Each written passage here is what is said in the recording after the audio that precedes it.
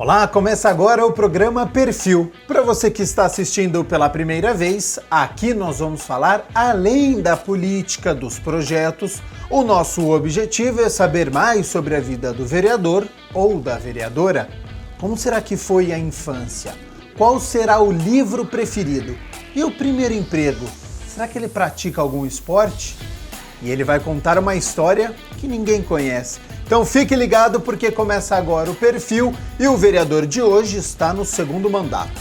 É morador do Jardim Nova Europa, bacharel em Direito, presidente da Sociedade de Amigos de Bairros do Jardim Nova Europa e região, conselheiro local de saúde do Centro de Saúde Parque da Figueira e ainda conselheiro do Orçamento Participativo de Campinas. Já sabe quem é? Firmino Monteiro, muito obrigado por ter aceito o convite para participar aqui do Perfil e citei aí muitas atividades além do trabalho aqui da Câmara, né? Eu que agradeço o convite para a gente estar falando um pouco sobre a nossa vida e é uma honra muito grande estar aí com vocês, né? Aqui na TV Câmara, participando deste quadro que é muito importante na casa e agradecer a todos pelos 4.127 votos, onde permitiu e foi confiado pela população a gente continuar no segundo mandato como vereador na cidade de Campinas. E você acha que todos esses votos que você recebeu aí tem a ver com essas atividades que eu citei aí na minha abertura? Sim, com certeza. Eu costumo dizer, você estar na política é você estar com o povo, é você lutar pelo povo. E como eu sempre disse, eu classifico até na minha biografia, a política é a arte de fazer o bem e estar ajudando as pessoas de alguma forma. Então isso é gratificante e a resposta esteve aí nas urnas. Foi uma eleição atípica, uma das mais difíceis onde eu participei. Eu estou na política desde 2000, sendo colaborador de outras pessoas e como mandato, o segundo mandato. Mas em relação a todas que eu já participei, eu posso falar com muita propriedade que foi a mais difícil de todas. A gente veio em números na questão de 50% praticamente de abstenção. E se você analisar entre brancos e nulos e calcular em termos da população da cidade de Campinas, os que foram votar, 4.127 votos, quanto corresponderia ao total de eleitores na cidade de Campinas, que é 807 mil eleitores na cidade, com direito de votar nas urnas. Tem uma grande representatividade realmente. Firmino, você nasceu em Porto Velho, Rondônia. A sua infância foi por lá? Não, minha infância foi aqui em Campinas. Eu cheguei de Rondônia com 4 anos de idade, junto com meu pai e minha mãe. Eles chegaram aqui na cidade de Campinas e ficaram. Hoje, infelizmente, eu não tenho mais o meu pai. A minha mãe eu perdi durante o mandato, mas ela teve a honra de ver e a felicidade, que foi a maior alegria da vida dela, ver o filho dela sendo eleito na cidade de Campinas. Então eu costumo dizer, uma imigrante, minha mãe é uma imigrante nordestina, veio do Ceará, Fortaleza, meu pai era de Rondônia, Porto Velho, então ele trabalhava na fronteira lá, Brasil-Bolívia, e foi policial federal lá e sofreu um acidente na questão de... levou um tiro, veio fazer um tratamento no Rio de Janeiro, de lá foi para São Paulo e de São Paulo a gente acabou abortando em Campinas. E minha mãe teve que vir para São Paulo para ficar com ele, né, com um amigo no colo de 4 anos de idade. E foi uma situação muito difícil, porque ela teve que se adequar a um monte de coisa, abandonou a família dela lá e veio para Campinas. E ele acabou tendo que fazer esse tratamento na cidade de São Paulo e veio morar em Campinas. E até aí ficamos até hoje. E você lembra alguma coisa de Porto Velho ou não? De Porto Velho, só lembro das fotos que ela mostrava. Não tem nenhuma lembrança de lá? Não, eu tive a oportunidade de voltar depois de adulto, né? Tá. Só que de criança, naquela época lá, as crianças lá na região amazônica, né? Que Porto Velho e Rondônia é uma região amazônica. E as crianças ali eram criadas, para você ter ideia, tudo sem roupa, né? Tá. Que nem índio mesmo. Porque é muito calor lá, né? Lá é um calor de 40 graus, 43 graus aproximadamente. Sendo assim, a gente era criado praticamente na natureza, bem à vontade, como criança ali, né? Então, era uma vida muito envolvida com a natureza. E minha mãe foi sempre uma pessoa que soube cuidar dos filhos. Eu sou de uma família de 8 irmãos, tenho 5 irmãs mulheres, 3 homens, e eu falo que a minha heroína, o meu tudo sempre foi ela. Então eu admiro tudo que ela passou, tudo que ela conseguiu fazer e formar vários filhos, né? Vindo de uma mulher ali que sempre foi do lar. Eu consegui ter formação acadêmica também, que ela falava que a gente tinha que estudar porque você estudando, ninguém rouba isso de você. O seu conhecimento é seu para a vida inteira. Pode roubar sua roupa, seu relógio, seu carro, seu sapato, mas o seu conhecimento você vai ficar com ele aqui na sua cabeça. Isso aí ajudou muito a nossa criação.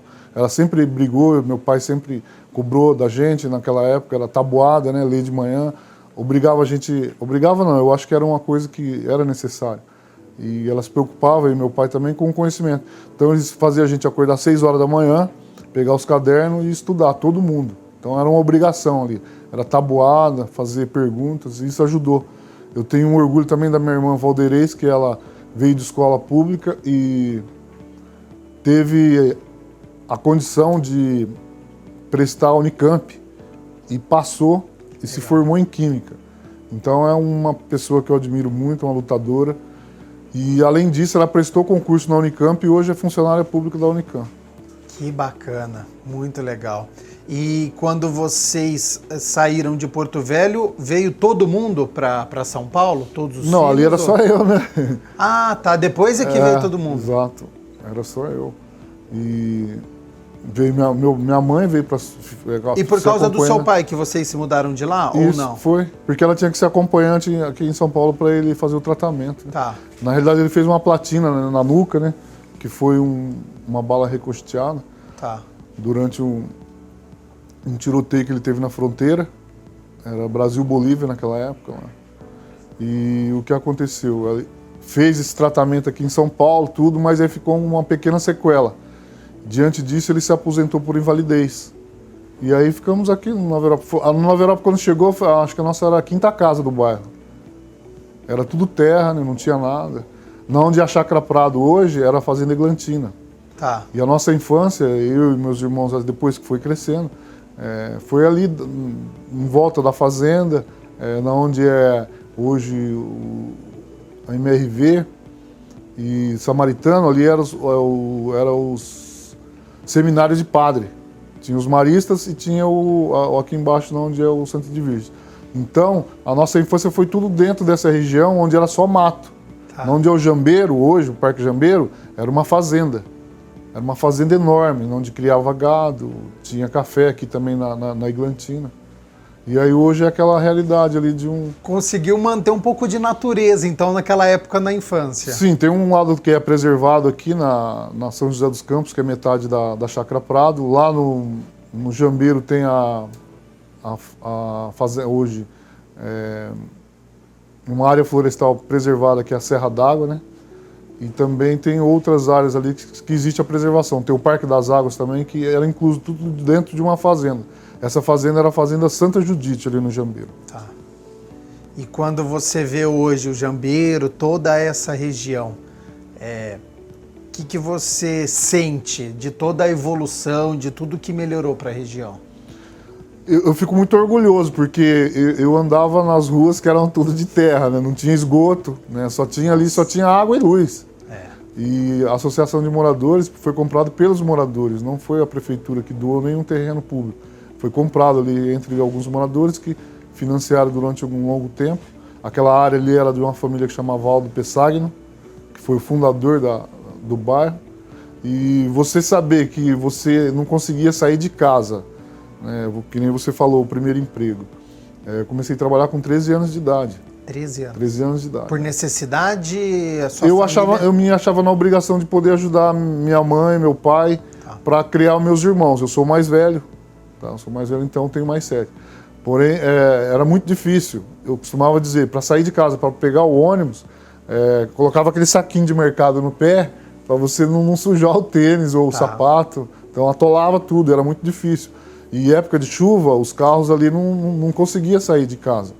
Então eu falo que hoje é um privilégio, né? E muita gente, às vezes, eu entendo até o lado do cidadão, da população, né? Eu vi aquilo ali crescer, então sei a evolução e a valorização que teve e a responsabilidade que a gente teve nesse crescimento e saber que hoje ali é uma das melhores regiões para morar na cidade de Campinas. Ela é arborizada, o IDH altíssimos, grandes empreendimentos imobiliários que vai para lá.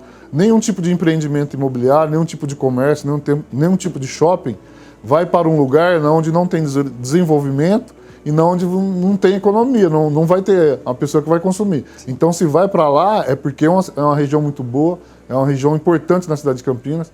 E fala ali do Swiss Park também. Por que foi feito o Swiss Park? Porque existe o IDH, que é altíssimo na região. Então eu falo, hoje é uma das melhores regiões de Campinas para se morar. Mas quem começou lá atrás sofreu muito para ver tudo o que aconteceu até hoje. E com 13 anos você trabalhava em quê? Na realidade, meu pai, ele mesmo com a questão de um pouco de sequela, ele fazia letreiro, ele era desenhista. E ele escrevia, bar tal, né? E ele fazia uns quadros, todos os bares no bairro, inclusive tem 2 bares lá no Nova Europa, que ainda tem o quadro que ele desenhava. Ele desenhava a fazenda, os gados, isso e aquilo. E eu acabei indo trabalhar numa distribuidora de remédio que chamava Droga Bel. Em 1981. 1981, isso. Foi meu primeiro registro em carteira. Meu pai fazendo lá o letreiro, escrito lá, distribuidora de remédio Droga Bel, que era de um grupo de Sorocaba.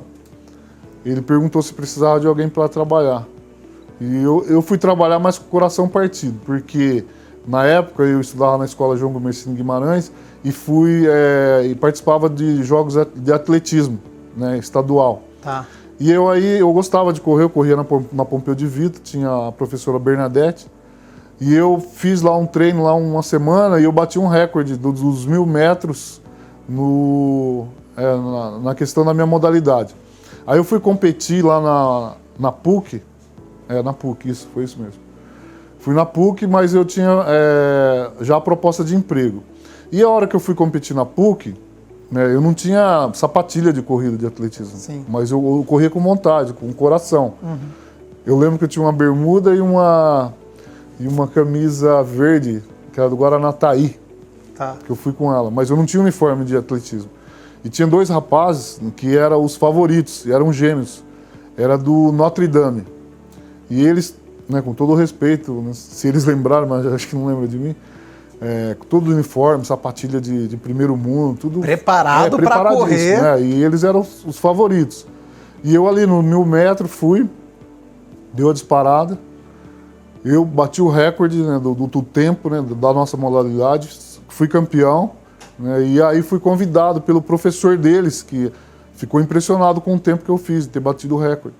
E aí ele me propôs meio dia de trabalho e meio dia de treino. Só que como eu já tinha propostas de emprego lá na distribuidora e o salário era um pouco maior, eu me preocupei com meus irmãos e minha mãe e meu pai. E eu acabei abandonando a proposta de ser um atleta, né, de atletismo com um professor de ponta, e fui trabalhar para ajudar a sustentar minha família. Infelizmente acontece muito isso, né, Permínio? Da pessoa ter que abandonar um sonho, uma vontade do esporte, porque precisa trabalhar, porque precisa de outro rendimento. Ficou uma frustração? Você acha que poderia ter sido um esportista? Você gostava? Você tinha essa paixão? Você foi só na curiosidade? Não, eu praticava atletismo. Sempre pratiquei. Então, só que surgiu uma oportunidade numa hora que tinha surgido outra. Mas aí prevaleceu a questão da necessidade, né? Então, eu acho que tinha que ter esse... Eu conversei com meu pai, com a minha mãe, eles ainda deixaram em aberto. Eles falaram, escolhe o que você achar melhor e tal. Mas aí eu já tinha uma maturidade, falou, eu prefiro receber um pouco mais. Eu vou ajudar minha mãe, meu pai. Então, eu preferi fazer dessa forma.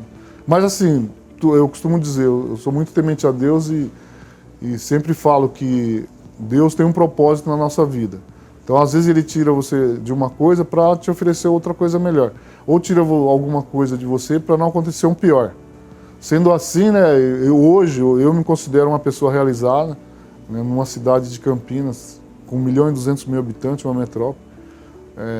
Tive o privilégio de me formar em Direito, uma área que eu amo, né, de saber os direitos e os deveres do cidadão. Isso daí me ajudou muito na questão do mandato legislativo. E, diante disso, eu trabalho com paixão, com amor. Minha mãe sempre disse, ela falou, ó, tudo que você fazer, faça com amor, não faça pela metade. Se você fazer pela metade ou for para enganar, não faça. Então, eu procuro sempre estar à disposição da população, estar fazendo de alguma forma para estar ajudando. E se tiver que falar não, a gente tem que saber falar ou não. Né?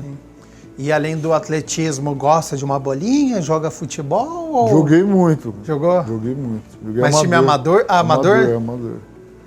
Joguei amador. Eu era apaixonado, né? Hoje eu tenho uma preocupação na questão do futebol, porque acabou virando uma coisa que muitos jogadores bons que tem na periferia. Então é uma situação difícil de falar. Tá? Eu fico até suspeito de falar, porque...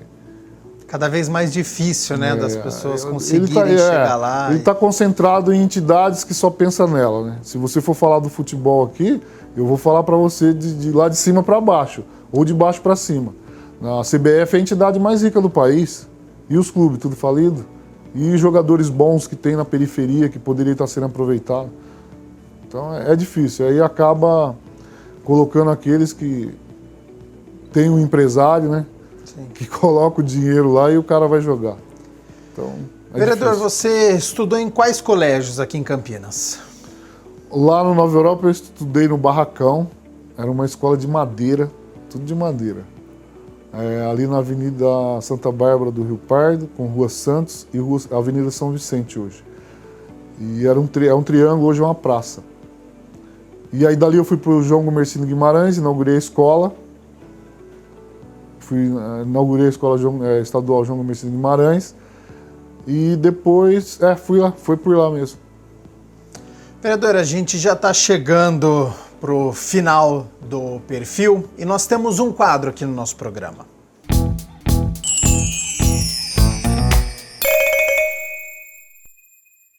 Chama O Que Ninguém Sabe. Então, para você contar alguma história, alguma curiosidade, eu sei que você já contou bastante história aqui no nosso programa, da sua infância, mas o que mais que você pode contar sobre a sua vida, que quem está nos assistindo não tem a menor noção, mas que é a verdade que aconteceu? Eu comentei uma vez e vou comentar de novo, sobre a política, né? Eu era muito radical na questão da política e eu achava que, né, não existia possibilidade nenhuma. Sendo assim, meu pai, né, obrigava eu a andar com ele numa variante. E naquela época era Arena e MDB, eram dois partidos que tinha no país. E meu pai era MDB, ele sempre foi um cara muito fervoroso na questão do MDB. E ele tinha uma variante e fazia propaganda, ele tinha orgulho de ajudar as outras pessoas a se candidatar. E ele colocava eu ao lado para andar com ele nessa variante dele fazendo propaganda de som, né? De outros candidatos. Sendo assim, eu sempre tentava me abster disso daí.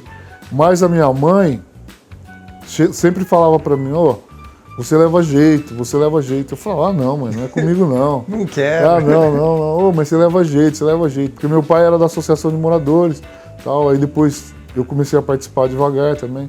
Aí eu tive a participação em uma campanha de um vereador, que inclusive lá era do Jambeiro. Eu fui um dos coordenadores da campanha dele, articulei tudo, fiz e fazia tudo que você imaginar eu fazia. E minha mãe falava assim, eu acho que você que tem que ser o vereador. Eu falei, não, mãe, não tem nada a ver, o que é isso, tal, vamos colocar lá o rapaz, tal. E graças a Deus logramos o êxito, né? Essa insistência da sua mãe ficou... Não, elegemos o vereador, aí infelizmente ele teve só um mandato, e aí depois eu fiquei meio ansioso, minha mãe falava, vai. Eu falei, tá bom, eu vou tentar. Mas eu acho que ela tinha razão, né? Acabou dando certo, graças a Deus. Mas diz que a visão da mãe, ela acaba vendo as coisas de uma forma diferente e enxerga bem, né? Exatamente. Então, e falar pra vocês aí, né, que durante o programa eu falei aqui, mas eu falei muito da minha mãe porque sempre foi a minha heroína.